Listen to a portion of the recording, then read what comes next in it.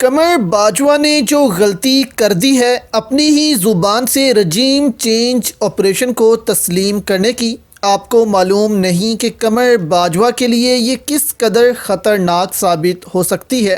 اب عوریہ مقبول جان کی بات یہاں سچ ثابت ہونے جا رہی ہے کہ امریکہ قمر باجوہ کی قربانی دے سکتا ہے۔ یہ ساری کہانی آپ کے سامنے رکھتے ہیں ایران والی، پھر آپ کو بتائیں گے کہ قمر باجوہ اب باقی صحافیوں سے کیوں ملنا شروع ہو گئے ہیں۔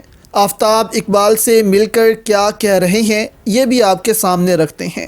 دیکھیں، عوریہ مقبول جان تاریخ پر بہت گہری نظر رکھتے ہیں۔ وہ ہمیشہ قمر باجوہ سے متعلق ایک بزرگ کا خواب سناتے ہیں کہ ان کو خواب میں دکھایا گیا تھا کہ قمر باجوہ ملک کا اگلا آرمی چیف ہوگا، اور ایک خط دیا گیا جس میں قمر باجوہ کا نام لکھا تھا، اور بعد میں یہ خواب سچ بھی ثابت ہوا اور قمر باجوہ پھر ملک کے نئے آرمی چیف بن گئے رحیل شریف کے بعد۔ اب یہاں پر شروع میں تو اس خواب کو ایسے دکھایا گیا کہ یہ کیونکہ بزرگ کو بشارت ہوئی ہے تو قمر باجوہ پاکستان کے لیے بہت اچھا ہوگا، لیکن عوریہ مقبول جان پھر اس طرف ہمیشہ یہ دھیان دلاتے رہے کہ قمر باجوہ نے کیونکہ وہ خط الٹے ہاتھ سے پکڑا ہے یا اس بزرگ نے الٹے ہاتھ سے یہ ریسیو کیا ہے تو یہ خواب پھر الٹا بھی ہو سکتا ہے، یعنی پاکستان کے لیے اچھے ثابت ہونے کی بجائے قمر جاوید باجوہ پاکستان کے لیے برے ثابت ہو سکتے ہیں۔ تو اس کے بعد سب نے دیکھا کہ قمر باجوہ نے ایک منتخب حکومت کو گرایا اور رجیم چینج ہوئی پاکستان میں۔ پھر ٹی وی پر بیٹھ کر انہوں نے اس کی پوری سٹوری یا پوری تعبیر بتائی کہ یہ خواب ایسے ہوا تھا، اور کیونکہ قمر باجوہ نے الٹے ہاتھ سے پکڑا تھا اسی لیے قمر جاوید باجوہ سے غلط کام ہوا ہے اور وہ ملک کے لیے بہتر ثابت نہیں ہوئے۔ پھر کیا تھا؟ عوریہ مقبول جان کا پروگرام باجوہ صاحب نے بند کروا دیا حرف راز، اب وہ یوٹیوب پر اپنا پروگرام کرتے ہیں۔ اب دوسری طرف عوریہ مقبول جان امریکہ کو لے کر بھی کچھ باتیں کرتے ہیں کہ امریکہ نے اب ملکوں میں حکومتیں گرانا تو شروع کی ہیں اسٹیبلشمنٹ کے ساتھ مل کر، لیکن امریکہ میں اب یہ سوچ بھی پیدا ہو گئی ہے کہ جب کسی ملک میں اسٹیبلشمنٹ غیر مقبول ہو جائے تو پھر اس ملک میں مقبول لیڈر کے ساتھ امریکہ کو کھڑے ہونا پڑے گا۔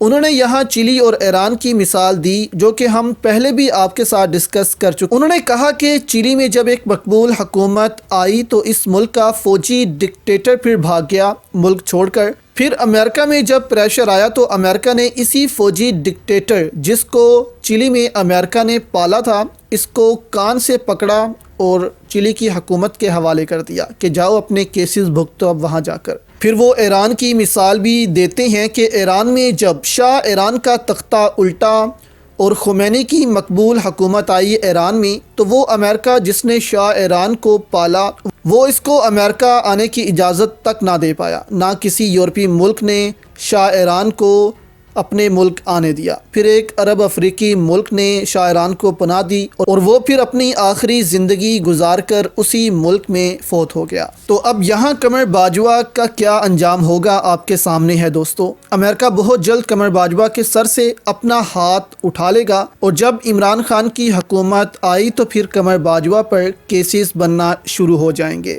پھر آپ دوستو دیکھیں گے کہ اپنے وقت کا فرعون سمجھا جانے والا ڈکٹیٹر کیسے بھیگی بلی بنا ہوتا۔ یہاں عادل راجہ کا سٹیٹمنٹ بھی قابل ذکر ہے جس میں وہ کہتے ہیں کہ باجوہ کے اپنے بندوں نے ہی سوچ لیا ہے کہ اب باجوہ کی بلی دی جائے گی اور کہا جائے گا کہ سب کچھ جو ہوا وہ باجوہ نے کیا، ہم اس میں شامل نہیں تھے۔ تو واضح ہو رہا ہے اب کہ قمر باجوہ پھنسنے والے ہیں اور اس میں باقی لوگ نکل جائیں گے۔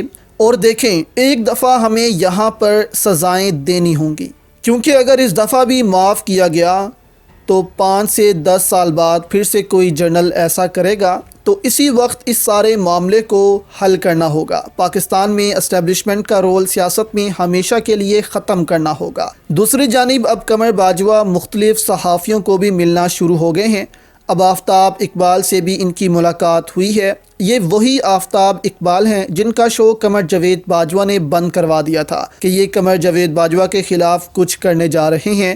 تو اس میں آفتاب اقبال پھر باجوہ سے کافی ناراض بھی ہوئے تھے اور انہوں نے اس پر ایک پروگرام بھی کیا تھا کہ وہ کچھ بھی غلط نہیں کرنے جا رہے تھے، وہ پرمیشن لے کر ہی سب کرنے جا رہے تھے۔ اگر ان کو پرمیشن نہ ملتی تو وہ یہ پروگرام نہ کرتے، لیکن جلدی میں ان کا سارا پروگرام ہی بند کروا دیا گیا۔ تو اب آفتاب اقبال نے بھی عمران خان سے بھی ملاقات کی ہے اور جنرل ریٹائرڈ قمر جاوید باجوہ سے بھی۔ اس میں وہ کہتے ہیں کہ جنرل باجوہ بہت زیادہ دکھی ہیں جو ان سے متعلق باتیں چل رہی ہیں۔ آفتاب اقبال کہتے ہیں کہ جنرل باجوہ کہتے ہیں کہ مجھے دکھ ہوتا ہے جب اعظم سواتی میرے اباؤٹ بولتے ہیں اور ایسی باتیں کرتے ہیں۔ اب یہاں ان سے کوئی پوچھے کہ اس 75 سالہ بندے کو مار کر آپ نے کہیں کا نہیں چھوڑا، تب آپ کو دکھ کیوں نہیں ہوا؟